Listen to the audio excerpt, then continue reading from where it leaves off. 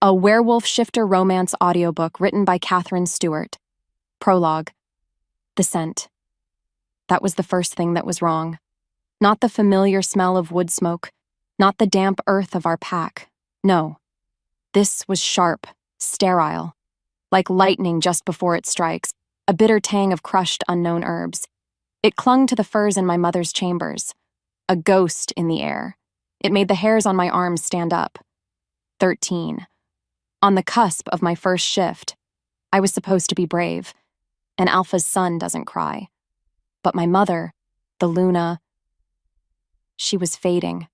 Her vibrant warmth, once the sun of our pack, was gone, leaving behind a frail, hollow-eyed woman who barely recognized me. The pack healers, with their grim faces and useless poultices, whispered of a blight, a wasting sickness with no cure. But I knew. It was the scent. It had seeped into our lives the same time she had begun to wither. It's from the outclane, my father's beta cane had told me, his voice a smooth, sympathetic poison. He'd knelt beside me days ago, his hand on my shoulder. The herbalist family near the gorge, their bloodline is different. Tainted, some say. Now, I stood outside her door. My heart pounded. A frantic drum against my ribs. My father, the alpha, was inside. His low, grief-stricken growls shook the very foundations of my world. I wasn't allowed in. He didn't want me to see. But I had to. I pushed the heavy oak door open, just a crack. The strange, sharp scent washed over me, thicker in here, suffocating. My father was hunched over the bed, his broad back shaking. My mother lay still. So terribly still. Her chest wasn't moving. A sound tore from my father's throat, a howl of pure agony that was not wolf, not man, but something broken in between. The sound of the world ending. My world. My gaze darted around the room, desperate, searching for a reason, for something to blame. On a small table beside the bed sat a clay cup, a healing tincture meant to soothe her, and beside it, a small woven pouch of herbs. The source. The sterile, biting scent pulsed from it like a venomous heartbeat. It was a gift, brought to her that morning by the herbalist's daughter, a quiet, dark-haired girl my age with unnervingly bright eyes. The girl, her family, their scent. My father's howl subsided into ragged sobs, and he hadn't noticed me. His world had narrowed to that bed, to the woman he had lost. But my world? It widened. The grief in my chest was a vast, splitting thing, but something else crystallized within it. Hard, cold, sharp as obsidian. Hate. It was a clean hate, a pure thing, an anchor in a storm of sorrow. I looked from my mother's still face to the pouch of herbs, and I made a vow, not with words, but with the hardening of my soul. They would not be a weakness in this pack. Their taint would not poison us again. I would grow strong. I would become alpha, and I would spend my life scouring every trace of them, of her, of that scent, from this earth. I would be merciless. I had to be. I closed the door, shutting out the scent of death and the sound of my father's broken heart, and stepped into the long, cold shadow of my future. I learned the key to survival a long, long time ago. Become a ghost, blend into the shadows, silent, unseen. Tonight was no different. From my hiding spot behind a massive gnarled oak, I watched the blood moon pack settle around the great fire pit. The air was thick with roasting meat and nervous excitement, but it did nothing to soothe the frantic bird beating against my ribs. Because he was here. Alpha Zane. And then, it happened. A young wolf, barely 18, had failed in his patrol duty. A single broken fence post, a minor mistake. But in our pack, there are no minor mistakes. Not anymore. Alpha Zane moved from the firelight, and the cheerful chatter just died. He was a mountain of dark fury, all coiled muscle and cold, hard lines beneath his black leather jacket. His face? Handsome in a way that was utterly terrifying. Carved from stone. No warmth, no mercy. just a chilling emptiness in his golden eyes that promised nothing but pain. The boy Leo was trembling, his head bowed low. "Alpha, Silence. Zane's voice wasn't loud. It didn't have to be. It cut through the night like a shard of ice. Every wolf, even the strongest warriors, flinched. Without another word, he moved. His steps were deliberate, unhurried, each one a drumbeat marking the end of the boy's piece. The tension broke when Zane's hand shot out, grabbing the front of Leo's tunic. He didn't throw him, no, that would be too quick, too merciful. Instead, he dragged him. Toward the center of the clearing, the boy's boots scraped against the dirt, a desperate scratching sound. The air thickened. It became charged with a power that made my teeth ache. With every heartbeat, my own shameful scent, that sharp, sterile smell of ozone and herbs that branded me an outcast, felt like a beacon, screaming, "I'm here! I'm different!" into the suffocating silence. In that moment, he delivered the punishment. Swift, brutal, a lesson not just for the boy, but for everyone. A low gasp went through the crowd, a wave of shared shock and terror. Zane released Leo, letting him fall to the ground in a crumpled heap, and then he turned his head, just slightly. As if pulled by a string, his golden eyes swept the crowd, and for a terrifying second, they seemed to snag on my hiding spot. My breath caught, my world tilted. Before he looked away, a pack elder near me, a woman with a face like a roadmap of sorrows, whispered to her companion, her voice a dry rustle of leaves. He wasn't always this cold, not before his mother. Her words hung in the air, an unanswered question, a ghost of a story I was never meant to hear. More importantly, it was a reminder that his cruelty had a source, and I was somehow tangled in its roots. Soon after, I fled, to the only place that ever felt like mine, the deep woods.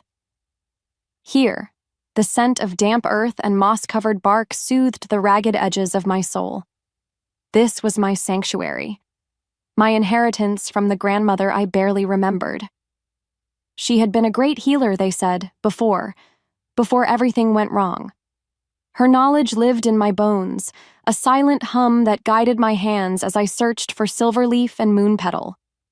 Because of that, I had a purpose, however small. Maybe it was fate that led me to the ridge overlooking the main lodge that afternoon. I was hidden in a thicket of ferns, my fingers stained with dirt, when I saw him. Alpha Zane. He was alone, on the high balcony of his private chambers, a place no one dared approach. The setting sun bled across the sky, painting the clouds in hues of orange and violent purple. And for a single, unguarded moment, his mask dropped. Without warning, his powerful shoulders slumped. He leaned his hands against the thick wooden railing, his head bowed. The wind shifted, carrying no scent but the coming chill of evening. Yet I saw it. I felt it, clear as day. It wasn't the alpha on that balcony. It was just a man. A man drowning in a sea of grief so profound, it bent the very air around him. What followed was a stillness that felt more shocking than his earlier violence. What scared me more? His fury, or this sudden, breathtaking vulnerability? Deep down, I knew the truth. Hating him was simple. It was a shield. But understanding him? That felt dangerous. That felt like leaning over a cliff's edge just to see what was at the bottom. As if he sensed my gaze, his entire body went rigid. He straightened up, his back becoming a solid wall of muscle once more.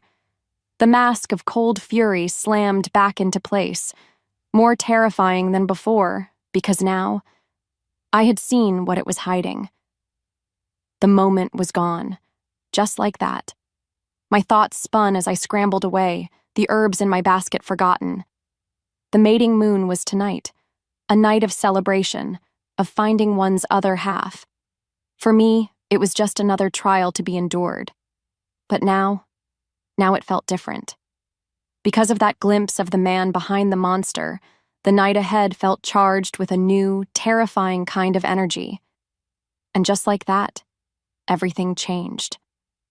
That night, the festival was a swirl of firelight and sound. Drums beat a wild, hypnotic rhythm that vibrated through the soles of my feet. Wolves laughed, their faces glowing with hope and ale. They danced, their bodies moving with a freedom I could only dream of. I tried to stay on the fringes, a ghost in the flickering shadows. My goal, as always, was to simply get through it.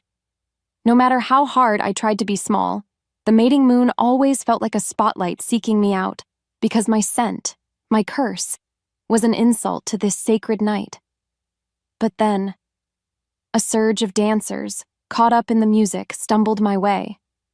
Jostled, pushed forward, out of my shadowed corner, into the light, closer to the raised dais where the alpha sat.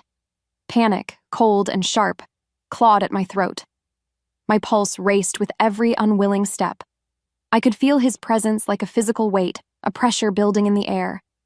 And I felt it. His gaze. Heavy. Burning. It landed on me before I even dared to look up. As the silence stretched between one heartbeat and the next, I finally lifted my head. The moment their eyes locked, the world stopped.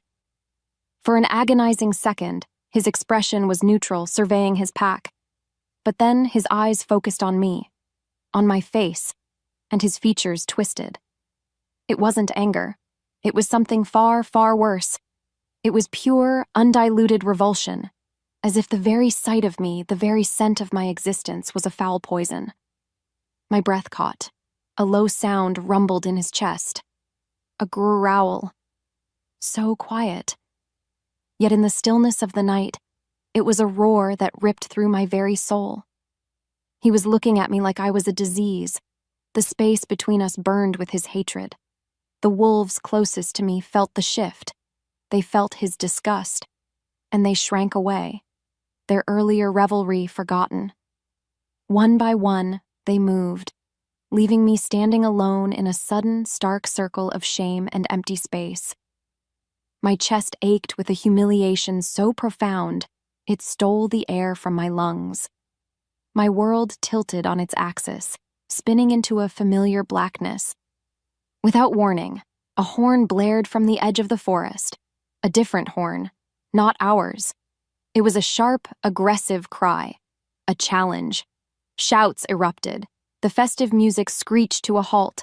Panic bloomed, wild and fast. Warriors shot to their feet, their own growls now rising to meet the threat. An attack, on the mating moon. In the chaos, my personal humiliation was forgotten, swallowed by a much larger fear. But as wolves scrambled and the forest spat out shadowy figures, I knew one thing with chilling certainty. The alpha's hatred might not be the most dangerous thing in the woods tonight, but it was still the one aimed directly at my heart. Warriors shifted, human forms exploding into massive wolves, black, gray, brown. The sounds of celebration were swallowed, replaced by snarls and the sickening crunch of bone. My own humiliation? A forgotten cinder, buried under an avalanche of pure terror. My only thought was to run, to become the ghost I was so good at being. But then, the fighting seemed to part, like the sea clearing a path for some terrible god. Through the maelstrom of fur and fury strode a wolf I'd never seen. Huge, leaner than our warriors. Fur the color of a stormy sky, eyes like chips of ice. He shifted mid-stride, landing on 2 feet with a predatory grace that sent a fresh wave of fear through me. This was their leader, Valerius, the rival Alpha. Still, he wasn't looking at our warriors. He wasn't looking at Zane. His icy gaze swept the chaos and landed on me.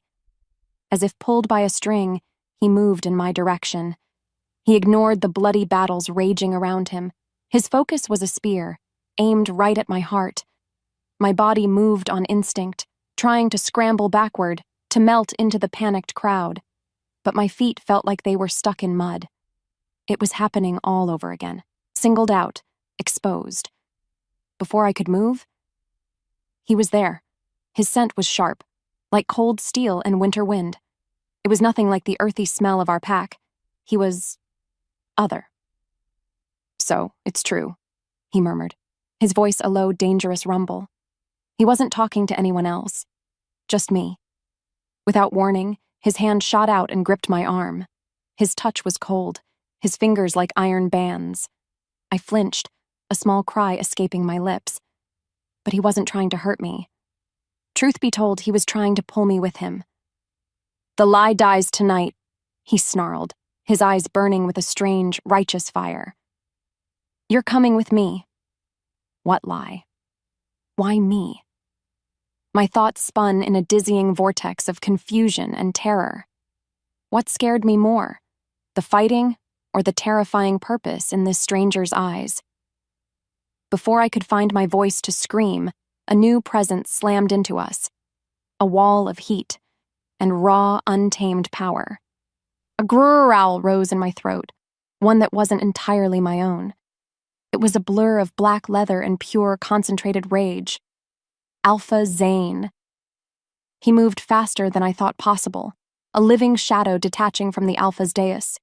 He slammed into Valerius, a full-body shove that sent the other Alpha staggering back a step. The air crackled. The space between them burned with a power that made the hair on my skin stand on end. "She goes nowhere," Zane bit out. Each word a stone hurled into the night. His golden eyes were blazing, no longer empty, but filled with a lethal fire I had never seen before. Valerius just laughed, a cold, humorless sound. "Still playing the dutiful Alpha, Zane? Protecting the pack's secrets?" He shot a look at me, a look that held no malice, only a strange kind of pity. "She deserves to know what she is, why your family let hers take the fall." My heart skipped. A beat later, my blood ran cold. What did he mean? Zane's only answer was a snarl, a true one this time. The sound was ripped from deep in his chest, a promise of death. He wasn't just fighting an invader anymore. On the other hand, this was something else entirely. This was personal. This was possessive. He was fighting over me. Because of that, the battle around us seemed to fade into a dull roar. The world narrowed to the three of us, trapped in a triangle of hate and secrets. I should have run. My instinct screamed at me to flee while they were distracted, but I was frozen, mesmerized by the terrifying display. Valerius lunged. Zane met him. A whirlwind of motion, a dance of deadly force. Without thinking, I took a step back and then another, but then Valerius broke away, his eyes locking back on me. He was going to try again. My breath caught, but before he could take a step, something impossible happened. Zane moved between us.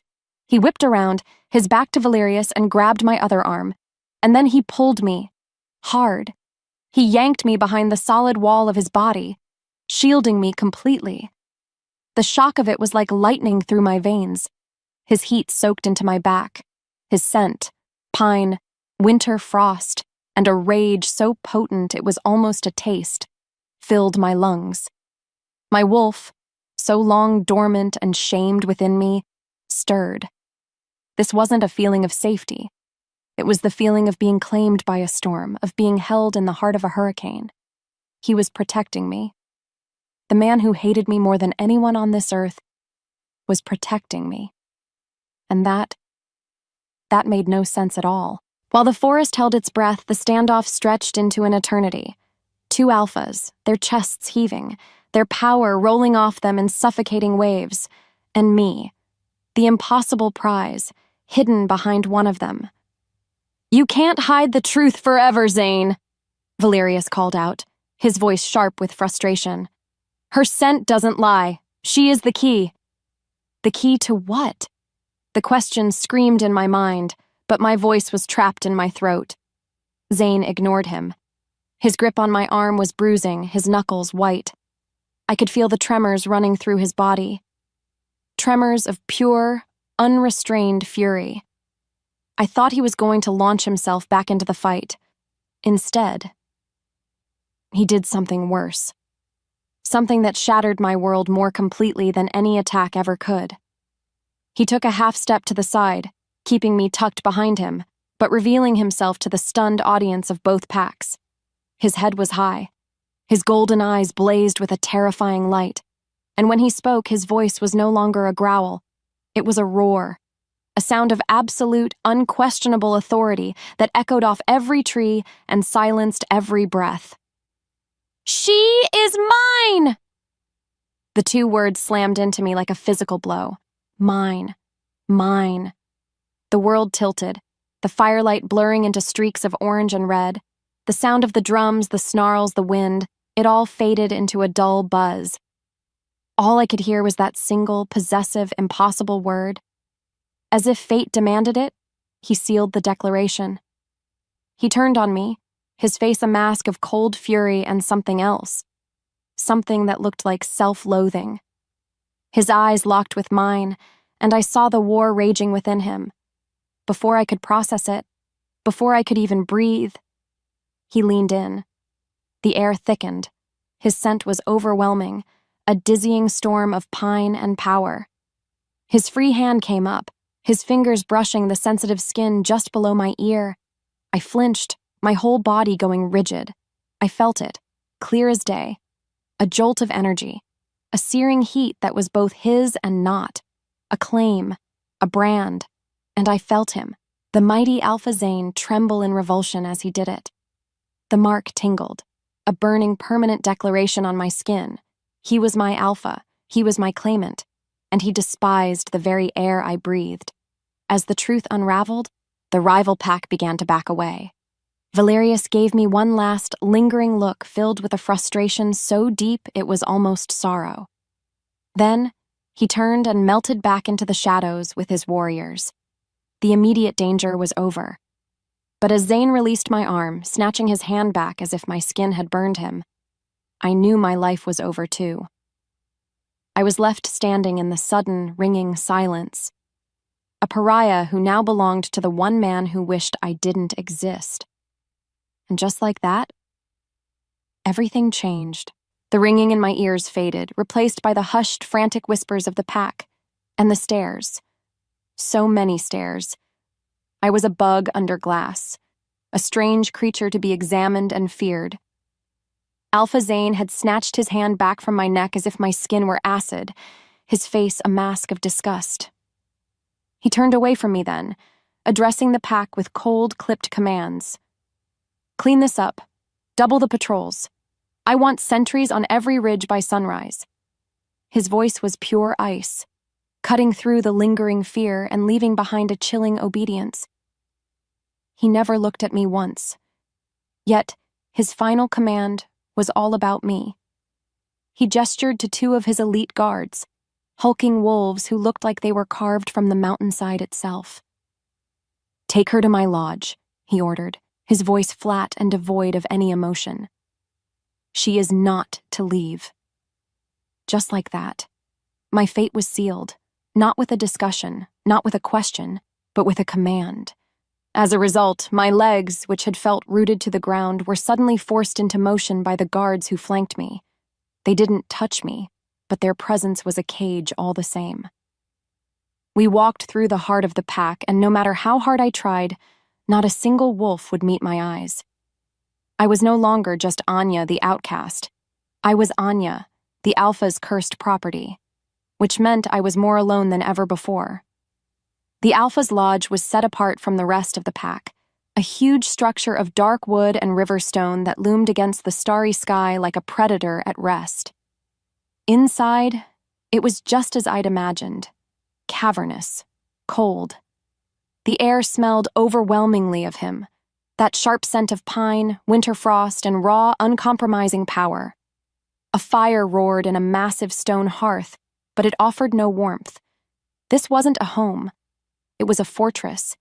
It was his cage. And now, it was mine too. What followed was the longest silence of my life as the guards left, closing the heavy door behind them with a thud that echoed in my soul. I stood in the middle of the great hall, feeling small and fragile. Moments later, Zane entered behind me. The air thickened, becoming heavy. Hard to breathe. I could feel the heat rolling off him, the sheer force of his presence. Still, he didn't speak to me. He didn't even look at me. Instead, he strode past me, his boots silent on the stone floor, and went straight to the nearest massive window. With a grunt of effort, he shoved it open. A blast of freezing night air rushed into the room, a physical manifestation of his disgust. The message was clear. He couldn't even stand the way I made his own space smell. The next few days passed in a blurry haze of silent misery. I was a ghost in his house, confined to a guest room that was luxurious but empty, just like the rest of this place. Zane was a phantom, a presence I felt more than saw. On the rare occasions we were in the same room, he ignored me so completely it was like a physical weight. Truth be told, his silence was almost worse than his anger. Because of that, the tingling mark on my neck was a constant, burning reminder of the claim he hated but refused to break. Why? Why go through all this if he despised me so much? To make things worse, one afternoon, I was huddled under a fur blanket, trying to lose myself in an old book of herb lore from the lodge's library. It was a story my grandmother used to tell me about how a true mating mark was supposed to feel, like warmth, like coming home, like a song only two souls could hear. My mark just felt like a scar. As I was tracing the faded drawing of a wolfsbane flower, a sudden, sharp wave of emotion crashed over me. It was breathtaking, and it wasn't mine. It was grief. A profound, soul-deep grief so powerful it made me gasp, the book tumbling from my lap. It was the echo of the broken man I'd seen on the balcony. And then, it was gone. Just a phantom pain, leaving me shaken, my heart pounding a frantic rhythm against my ribs. What was that? Before I could move, a soft knock came at the door.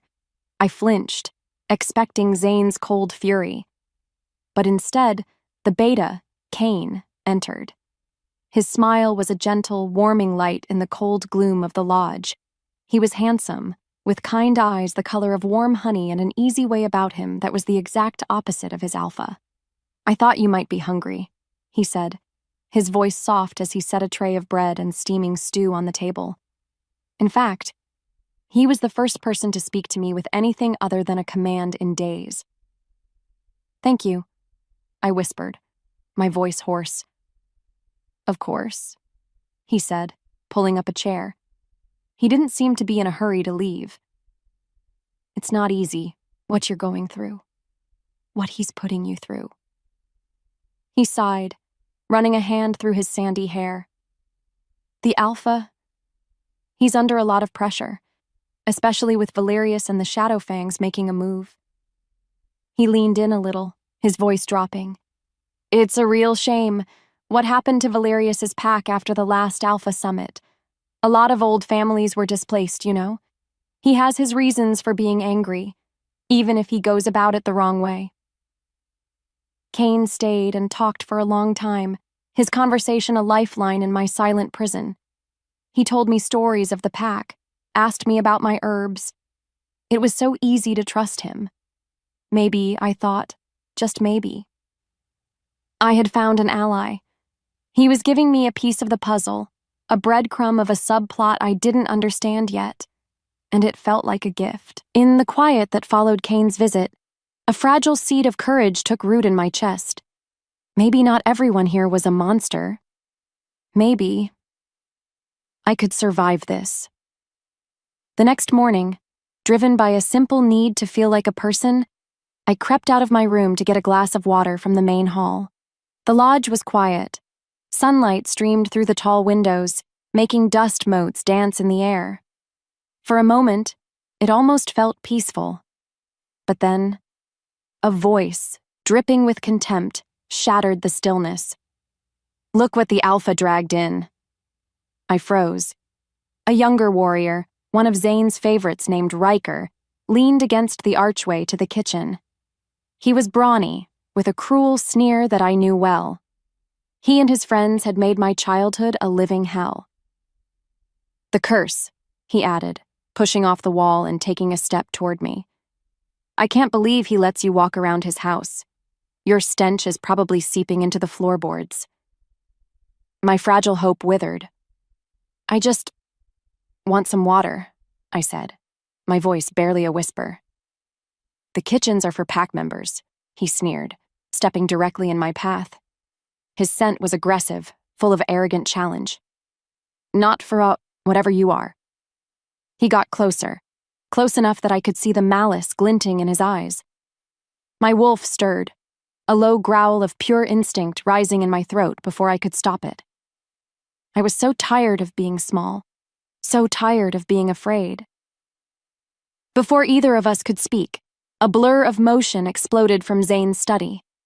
Without warning, Zane slammed Riker against the wall so hard, a gasp of air punched out of the warrior's lungs.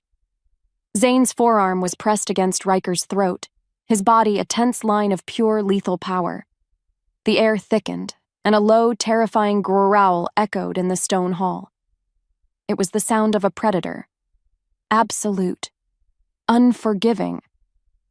"She is my property," Zane seethed, his voice a dangerously quiet promise of violence.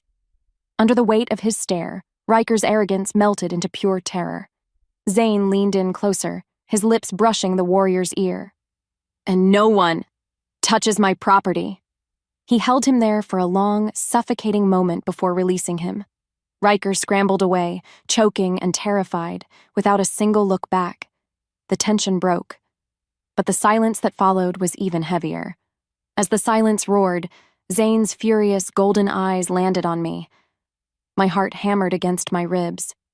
There was no warmth in his gaze, no kindness, only the cold, possessive rage of a king protecting a possession he despised. He wasn't protecting me, he was protecting his claim. My bones remembered him, not as a savior, but as a jailer. And I didn't know which one was worse. Riker was gone, scurrying away like a kicked dog. And Zane, he just stood there, his chest heaving, his furious gaze locked on me. After that, he turned his back, a gesture of pure dismissal, and stalked into his study. The heavy oak door slammed shut, a sound as final as a coffin lid closing. The conversation, if you could even call it that, was over. But then, something inside me shifted. A strange cold fire bloomed beneath my skin, pushing back against the fear and humiliation. He had protected me, yes, yet he had done it with the same possessive rage a man might show for a piece of furniture. His claim, his protection, his hatred, they were all just different bars on the same cage. Deep down, I knew the truth. I was done being a ghost. I was done being a victim. Because of that, a new goal took root in my soul, sharp and clear. I would find answers. That's why, 2 nights later, I waited until the lodge was deep in slumber. The fire in the great hall had burned down to glowing embers, casting long, dancing shadows that writhed like living things. My heart hammered against my ribs, a frantic rhythm in the oppressive silence. Spurred by Kane's words about displaced families, I needed to find the pack's records. I needed to see my family's name in writing, to see the crime they said we committed. My body moved on instinct, my bare feet silent on the cold stone. I found it tucked away in a dusty alcove behind the library, a heavy, iron-banded door. The archives, a place for alphas and betas only, a place I was never meant to see. No matter how hard I tried, the heavy, ornate handle wouldn't turn. Locked. Of course it was locked. My shoulders slumped in defeat. Without warning, a voice cut through the darkness from behind me. Low. Dangerous. "That room is forbidden." My heart skipped. I whipped around, my breath catching in my throat. Zane stood there, a silhouette against the dying firelight. He wasn't yelling. He was worse. He was perfectly, terrifyingly calm. "What were you doing, Anya?" I couldn't sleep," I stammered, my voice trembling. He took a step closer. His scent, pine and winter frost, wrapped around me like a shroud. Under the weight of his stare, I felt like a mouse cornered by a wolf. "You will stay in your rooms," he said, his voice dropping even lower. You will not wander. You will not explore. Is that understood? The command was absolute, but as he turned to leave, I saw it.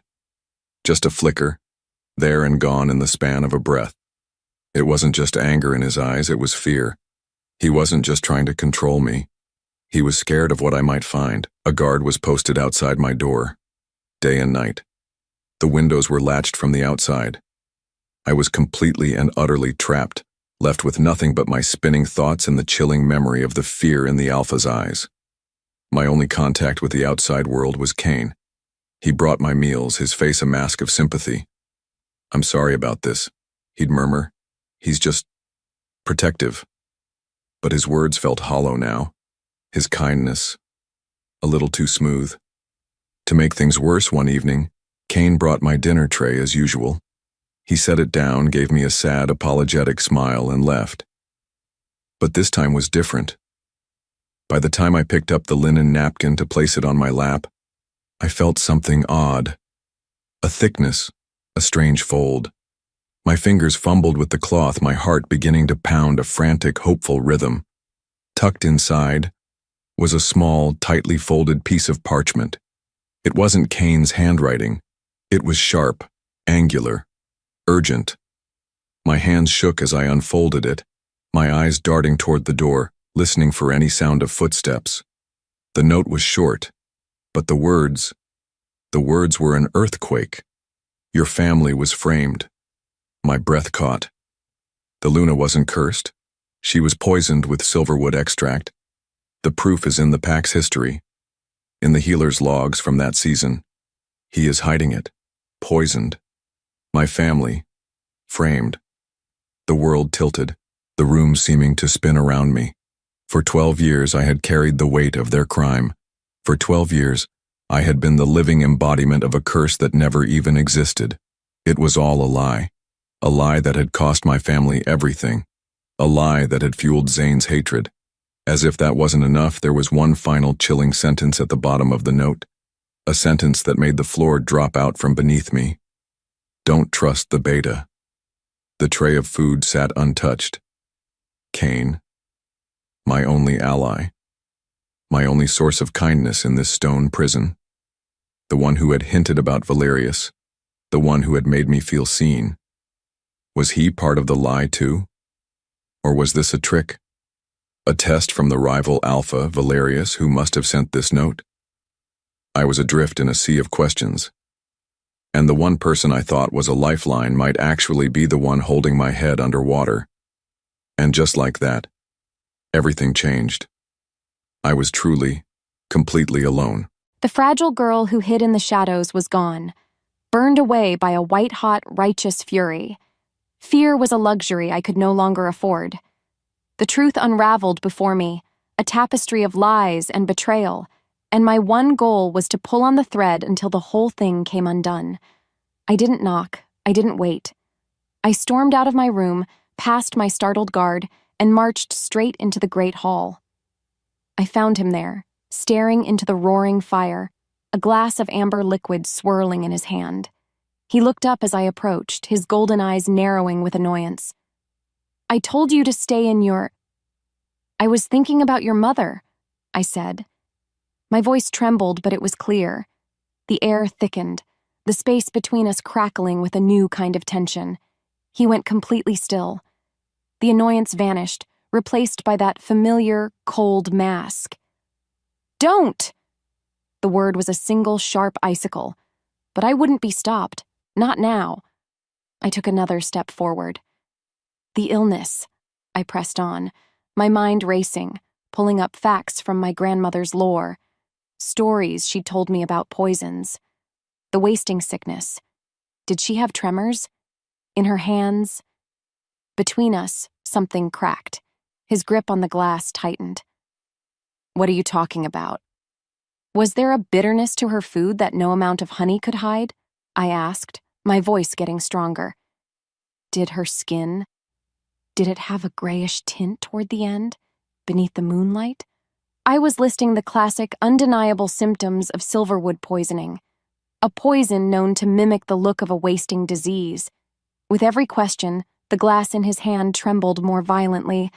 At the mention of her skin, a sound, half gasp, half choke, escaped his lips. And then, the glass shattered. It slipped from his nerveless fingers and crashed to the stone floor, the sound echoing in the cavernous hall. He whipped around to face me. His face was pale, his golden eyes wide with a storm of emotions I couldn't name. Fury, shock, and raw, terrified memory. "What do you know?" he snarled, his voice a ragged edge of panic.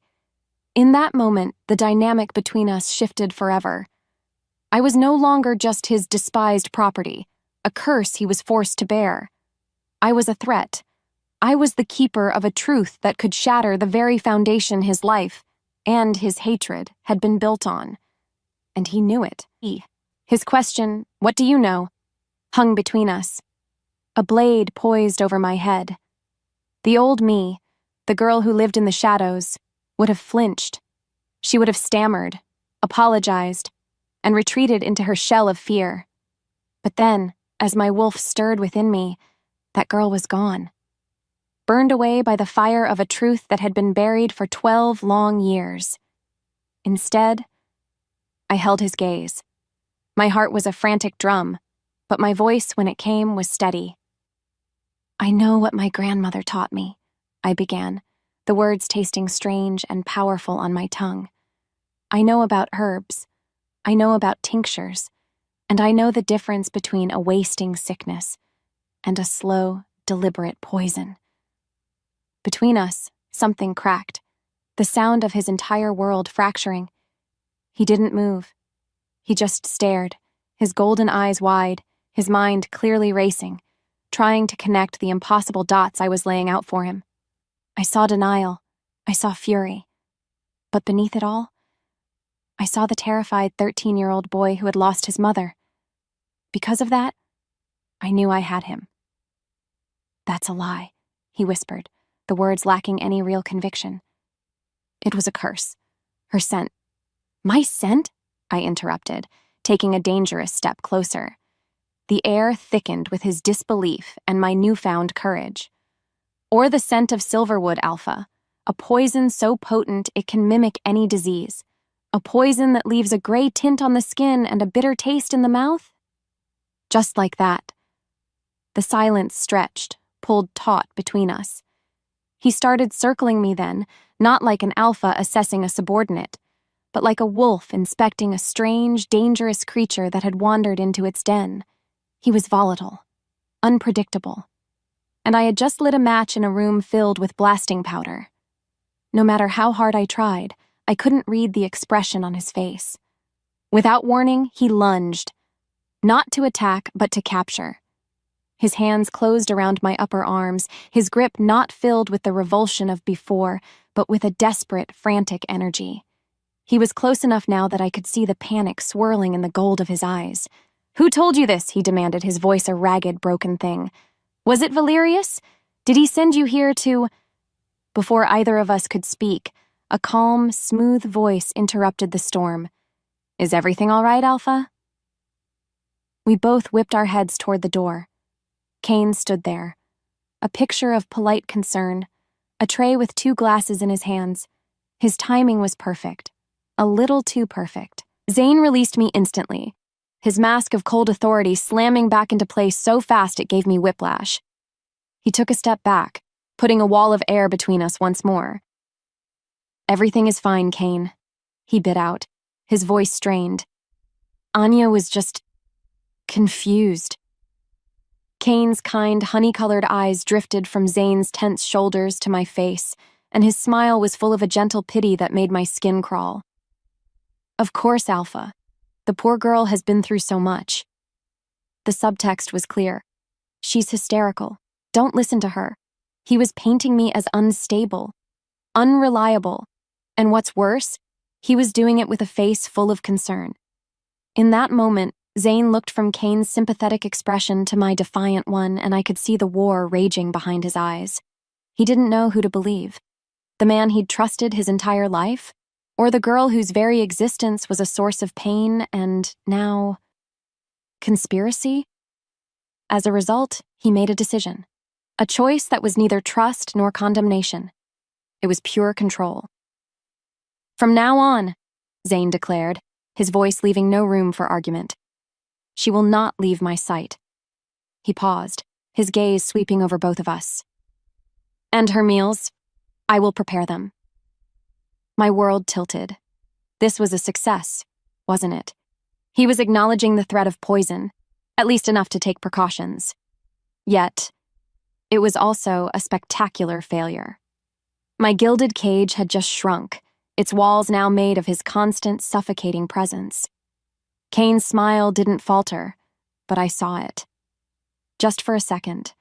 A flicker of something icy and calculating in the depths of his eyes before it was gone. He was losing his grip on the situation, and he didn't like it. Later that day, the reality of my new prison set in. Zane brought me a plate of food himself, simple roasted chicken and bread. He didn't speak. He just set the plate down on the table in my room and then stood by the door, his arms crossed, watching me. The silence was a roaring thing, filled with unspoken questions and accusations. With every heartbeat, the tension grew. I forced myself to eat, each bite tasting like ash in my mouth under his intense, unreadable stare. This wasn't an act of care. It wasn't even an act of protection.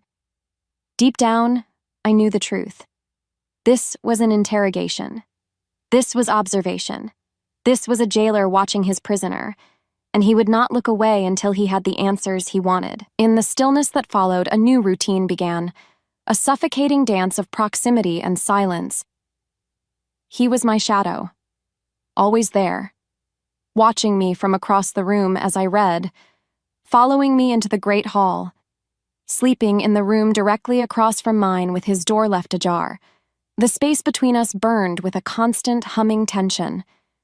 Truth be told, it was a more effective prison than any locked door, because it gave me no room to breathe, no room to think. Then, one morning, I woke up, and the world felt wrong. A thick cottony fog filled my head. My limbs felt heavy, unresponsive. As I tried to sit up, the room swam lazily around me. My thoughts were slow, syrupy. As my wolf stirred, a faint alarm bell went off deep inside. I knew this feeling from my grandmother's lore. It was a mild sedative. Not enough to knock me out, but enough to make me seem confused, unwell. Before I could fully process it, the door opened. Zane entered, followed closely by Kane. Kane's face was a mask of deep, sorrowful concern. "I was worried when she didn't come down," he said to Zane. "I thought I should check." "Anya?" Zane's voice was sharp, and for the first time it held a note of something other than anger. Maybe it was concern? I tried to answer, to tell him something was wrong, but my tongue felt thick and clumsy. "I'm tired," was all I could manage to slur. As if fate demanded it, Kane moved to my bedside, his expression growing more grave. "Alpha, look at her," he said, his voice laced with false tragedy. He gently brushed a hand against my forehead. "She's clammy. Her eyes are unfocused. She's unwell." He paused, letting the words hang in the air before delivering the killing blow. Just like your mother was. Perhaps the curse isn't a poison at all. Perhaps it's contagious." He was good. He was brilliant. He was using my own tactic against me, twisting the truth into a new, more terrifying lie. He was painting me as the plague bringer. While Zane was staring at me, his face a storm of confusion and dawning horror, Kane did something else. With a single glance, as if he had just noticed it, he reached down beside my pillow. "What's this?" he asked, his voice full of manufactured shock. He pulled out a small leather pouch, a pouch I had never seen before in my life. He opened the drawstring and tipped the contents into his palm. Shavings of a pale, silvery wood. Silverwood. My blood ran cold. It was a plant. It was a frame-up so blatant, so perfect, it stole my breath. Kane looked from the poison in his hand to Zane, his face a mask of horrified accusation. I frantically turned my gaze to Zane. His face had gone ashen. He wasn't looking at Kane. He wasn't looking at the poison. He was staring at me, and his eyes, they were filled with a fresh wave of betrayal and a terrible, soul-shattering, familiar hatred. The fragile ground I had fought so hard to gain had just crumbled into dust beneath my feet. The trust I thought I saw, the confusion, the flicker of a man behind the monster, it was all gone, burned away.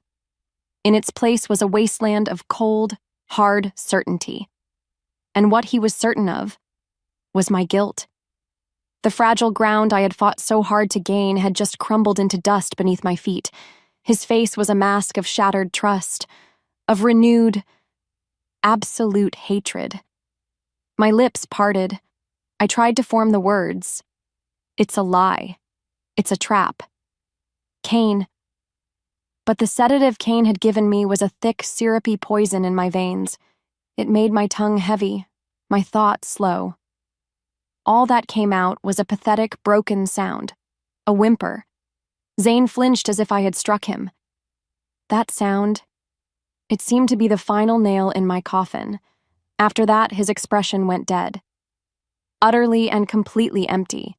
That was the most terrifying thing of all, because his fury, at least, was an emotion. This was nothing. This was the void. He didn't even look at me as he spoke to the guards who had rushed in, drawn by the commotion. "Take her to the cells," he commanded. His voice was flat as a tombstone. He couldn't even look at me. He looked at the far wall, at anything but the scene of his ultimate betrayal. "No," I tried to say, but my body wouldn't obey. My limbs felt like lead. As the guards grabbed my arms, their grips were no longer careful. They were rough. I was no longer the Alpha's controversial property to be handled with care. I was a traitor, a poisoner, which meant I was already dead. They dragged me from the room, my bare feet stumbling on the cold stone. My last glimpse was of Zane, standing frozen amidst the ruin of his office, and of Kane, stepping up behind him, placing a gentle, comforting hand on his Alpha's shoulder. A loyal shepherd, a supportive friend, a triumphant serpent consoling the king he had just broken. What followed was a descent into cold and darkness. They threw me into a cell deep beneath the lodge. The heavy iron door slammed shut, the sound of the thick bolt sliding home echoing my doom. The walls were carved from magic-dampening stone that seemed to suck the very life from the air. I felt my wolf, my only companion in this lonely world, retreat deep inside me, whimpering and weak. And then I was left alone in the crushing, absolute dark. By the time the fog in my head finally began to clear, I didn't know if hours or a day had passed. Time didn't exist down here. There was only the cold stone beneath me, the rhythmic drip, drip, drip of water somewhere in the darkness, and the bone-deep chill of utter despair. The sedative was gone, but it had left behind a weakness that felt permanent, a hollowness in my soul. I had failed. My family's name would be stained forever. And Zane, he would never know the truth. Then I heard footsteps, not the heavy, authoritative tread of the Alpha. These were lighter, quieter. The bolt slid back with a grating shriek, and the door creaked open, spilling a sliver of torchlight into my prison. Kane stood there, but this was not the Kane I knew. The mask of kindness was gone. His face, illuminated by the flickering flame, was cold, smug, utterly victorious. "Comfortable?" he asked, his voice dripping with a sarcasm sharper than any blade. "You," I whispered, my voice a dry rasp. "Me," he agreed, stepping inside and letting the door swing shut behind him. He leaned against the wall, all casual arrogance. "You really should have just stayed in the shadows, Anya. You were so close to being irrelevant, but you had to push. You had to go digging." He shook his head in mock pity. "Did you really think he would believe you? The word of a tainted outcast, over his most loyal beta?" He laughed then, a low, cruel sound that bounced off the stone walls. "No, he never would have believed you. Because believing you meant admitting that his entire life, his entire reign, was built on a lie. A mistake I helped him make all those years ago. The truth unraveled in his cold, honey-colored eyes. His mother? I choked out. A lovely woman, Cain said with a shrug. But she chose a fool, an alpha who was all heart and no spine. I simply corrected her mistake, and now you've helped me correct his. He was a monster, a true monster, hiding behind a kind face. What now? I asked, my voice trembling. You become alpha? Eventually, he said. Zane is broken now. He'll be weak, unfocused. The pack needs a strong leader. And once you are dealt with for your terrible crime, he sneered, I will be there to pick up the pieces. He pushed off the wall and walked to the door, his victory complete. Before he left, he paused and looked back at me, a final, chilling threat in his eyes. Don't worry. He'll be joining his mother soon enough. In the stillness that followed his departure, a new kind of darkness fell. It was heavier than the stone walls, colder than the damp floor. It was the crushing weight of absolute hopelessness. Cain's words echoed in the cell, a death sentence for two. It was over. I had failed. My family would never be cleared. Zane would die, never knowing the truth. Cain would win. He would take over the pack, his evil hidden forever. And I would die here, in the dark, remembered only as a poisoner, a curse. My body was weak, my spirit shattered. I curled into a ball on the floor, the cold seeping into my bones. What was the point of fighting? What was the point of anything?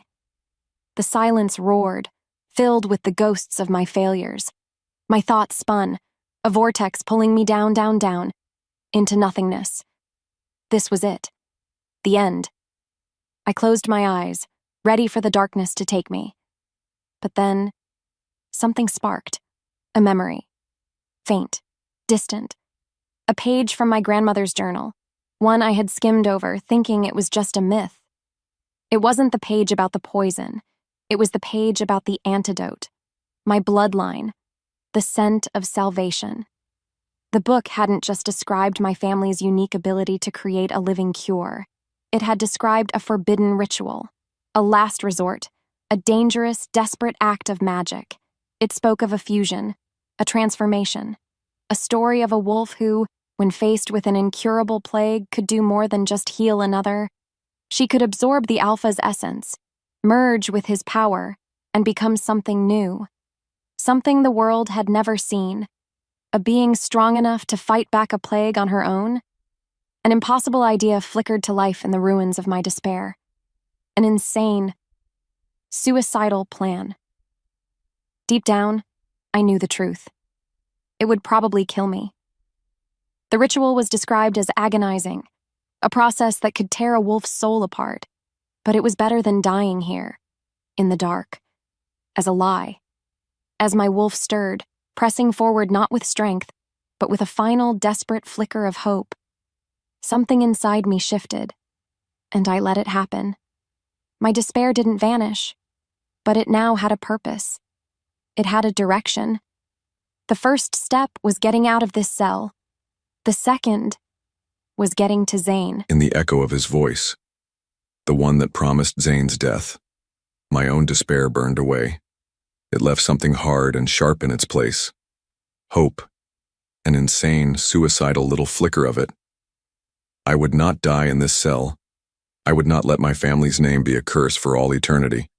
And I would not let Cain win. As my wolf pressed forward, a new strength, born not of muscle, but of pure, stubborn will, flowed into my limbs.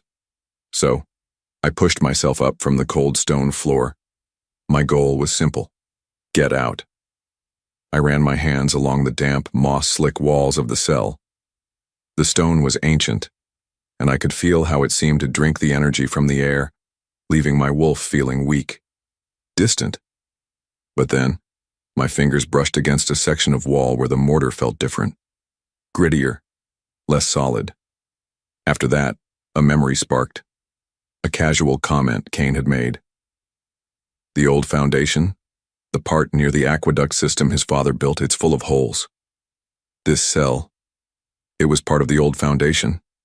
Because of that, I had a chance. I found a loose, sharp-edged stone on the floor and began to dig at the crumbling mortar. It was slow, agonizing. My fingers were raw and bleeding by the time I had managed to loosen a single, heavy block. Hope began to fade, replaced by the bitter taste of failure. No matter how hard I tried, it wasn't enough.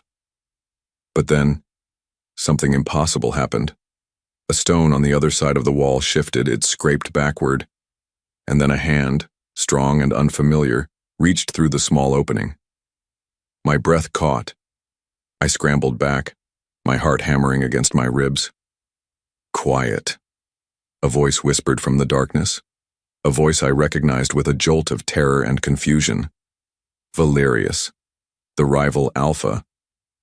I figured Cain would put you where no one could hear you scream. Moments later, he had worked several more stones loose, creating an opening just big enough for me to crawl through. He pulled me into a narrow, hidden tunnel, the air thick with the smell of damp earth and secrets. He looked at me, his icy eyes holding no malice, only a grim urgency. Cain is making his move on the Alpha tonight, he said, his voice low.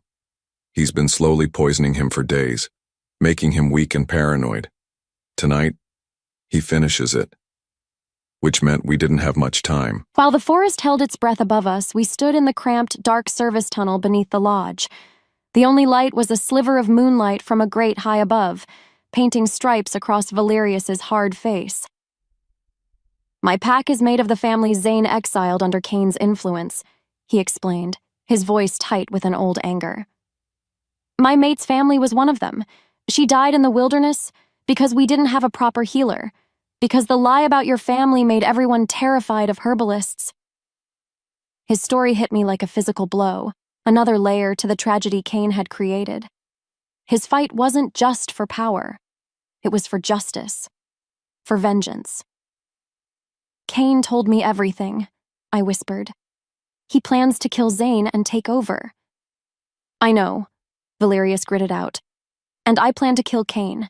But I can't get to him while Zane is surrounded by his Alpha Guard. Cain has them convinced you are the threat.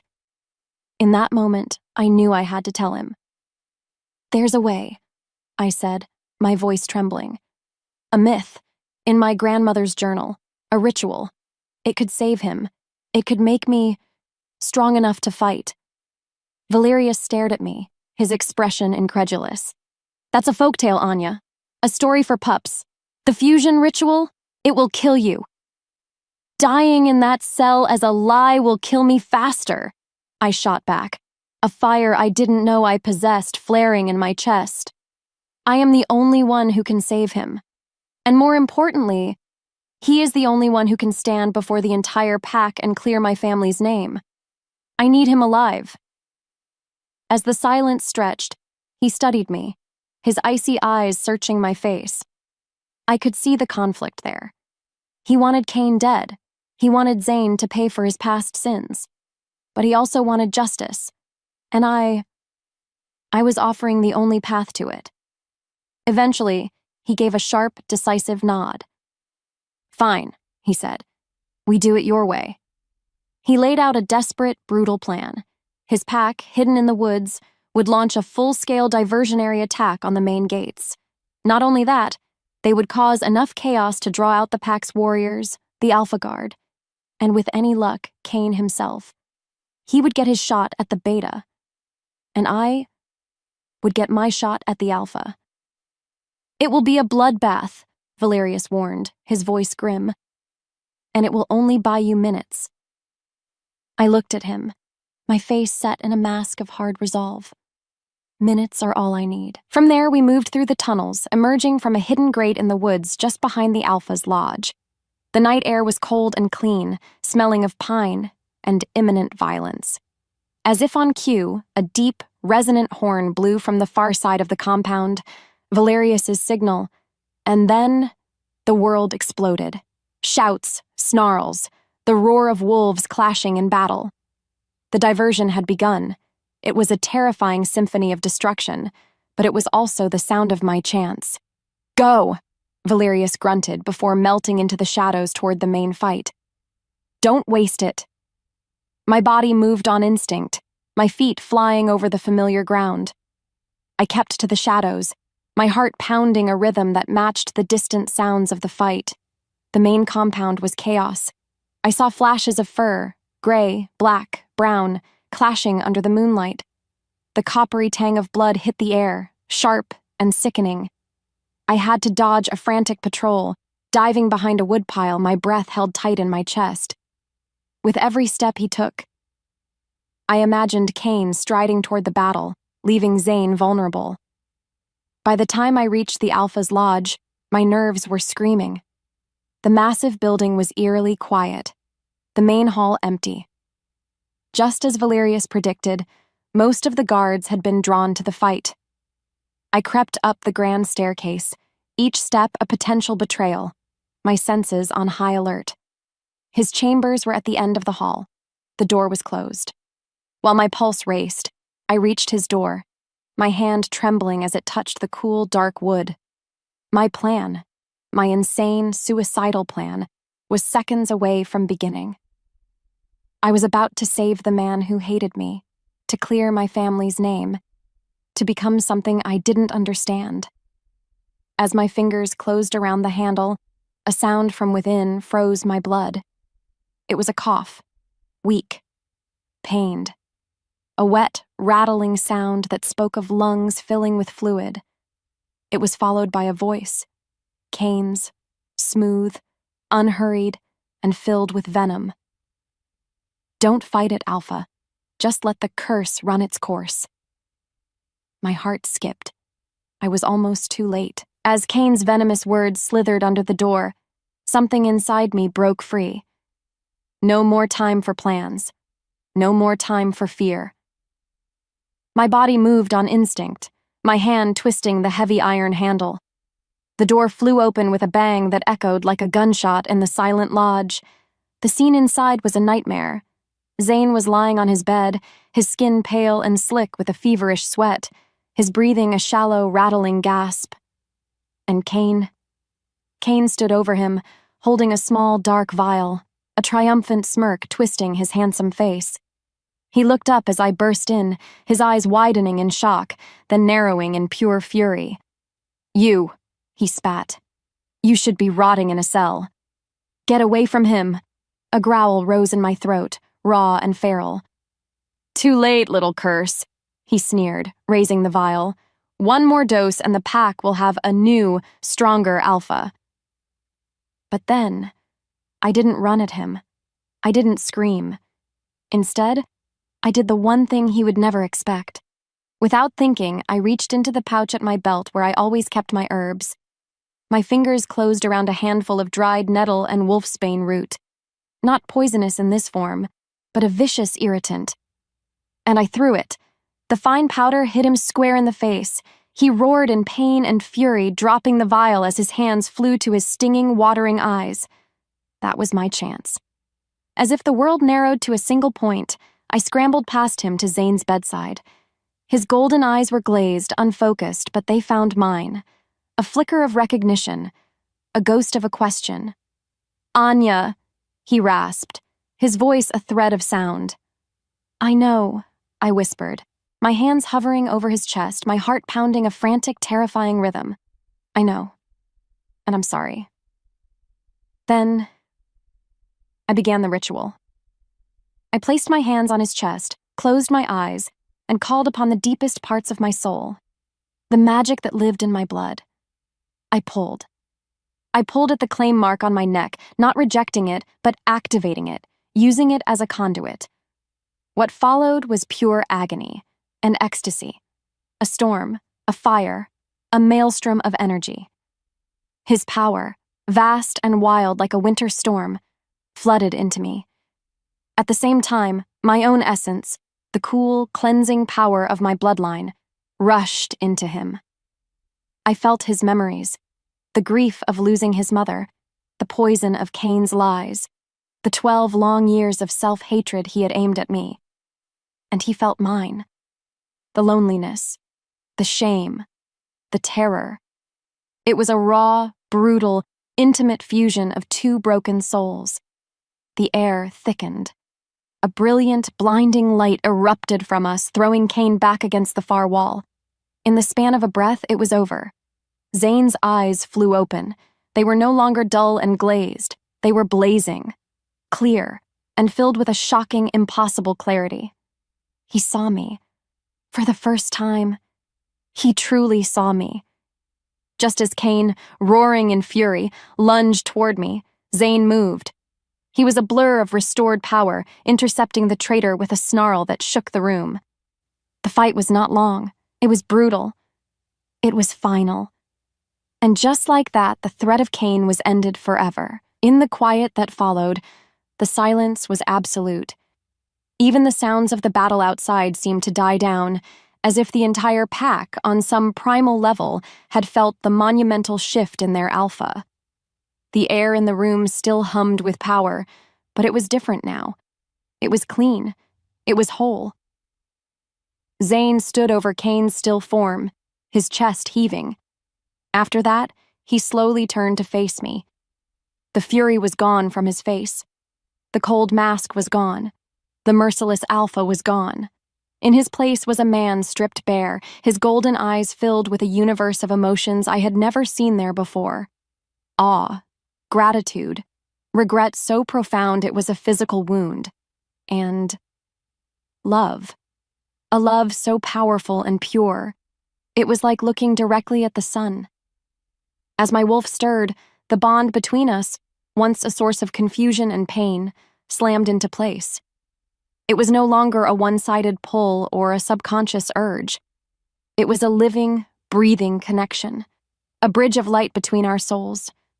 I felt everything. His 12 years of misplaced grief, his agonizing internal war, and now, his overwhelming, all-consuming love for me. It was a beautiful, devastating thing. Anya, he breathed, his voice raw with a reverence I never thought possible. My name hung in the air. A prayer. He took a hesitant step toward me, his hand reaching out. I'm so sorry. Anya, I didn't know. I never knew. But then, I felt my own pain. The 12 years of shame, the sting of his revulsion, the coldness of the cell, the terror of his hatred. And I held up a hand, my own newfound power, this strange and potent omega-alpha energy, humming around me like a shield. He stopped. His face, which had been filled with a fragile, dawning hope, crumbled.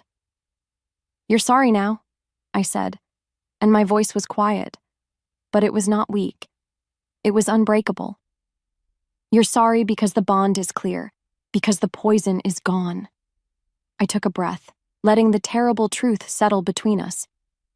But the man who hated me for 12 years is the same man standing before me now. The poison is gone, Zane. But the scars? The scars remain. Before the words left my lips, I knew what I had to do. I had to choose myself. "I saved you," I told him, my voice steady despite the ache in my chest. "I saved our alpha, but I cannot be the mate to the man who broke me." His hope died. The mighty alpha, the merciless Zane, was brought to his knees not by a rival, not by poison, but by the truth in my words. And in that moment, for the first time in my life, I had all the power. 3 months later, the pack was different. The fear was gone, replaced by a tentative, quiet hope. What followed was a new era. I was no longer Anya the outcast, the curse.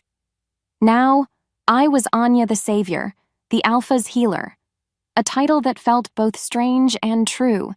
They gave me a wide, respectful berth, their eyes holding a new kind of awe. At my request, Zane had rebuilt my family's cottage on the land where it once stood, and he had cleared our name in a public, soul-bearing pack meeting where he took every ounce of the blame upon himself. He never called me to him. He never gave me an order. He never even tried to speak to me again after that first day. Yet, I saw him. From my little garden, I would see him working alongside the other wolves, rebuilding the parts of the pack his old, harsh regime had neglected. He was quieter, more thoughtful, He listened more than he spoke. The merciless tyrant was gone, and in his place was a true leader, one who led by service, not by fear. He was on a silent, relentless path of atonement. It was a start, but my heart was still a bruised, tender thing, guarded and wary. I focused on my healing, on tending to the pack, on finding my own peace in this new world. One evening, as the sky darkened and the stars began to prick the deep violet canvas, I returned to my cottage after a long day in the woods, and I saw it. On my doorstep, placed carefully on the smooth, flat stone, was a single, perfect flower, a starlight orchid. Its petals seemed to drink the twilight, glowing with a soft, ethereal light of their own. My breath caught. It was an herb of legend. It was said to only grow on the highest, most treacherous peak of the northern mountains, a place where the winter winds never ceased. It was a key ingredient for a deep healing salve, a salve I had mentioned needing for one of the elders weeks ago in a passing conversation with another healer. There was no note, no grand gesture. He wasn't asking for thanks. He wasn't asking for anything. It was just a quiet, selfless act. An apology spoken not with words but with immense effort and a deep understanding of who I was. As I picked up the flower, its petals cool and soft against my fingers, I felt something shift inside me. The ache in my chest was still there. The scars remained. But for the first time, as I looked out at the packlands that were finally starting to feel like home, I felt the faint, fragile bloom of a different kind of hope. It wasn't forgiveness. Not yet. But it was a beginning. And for the first time, the future felt like a place I might want to walk toward. Thank you so much for watching this video. We really appreciate you spending your time with us. If you enjoyed what you saw, we've got a whole library of other videos packed with more great content just like this waiting for you on our channel. So why not dive into another one right now? And hey, if you want to make sure you don't miss out on our next upload, hit that subscribe button and the notification bell. We'd love to have you join our community and see you in the next video. Thanks again.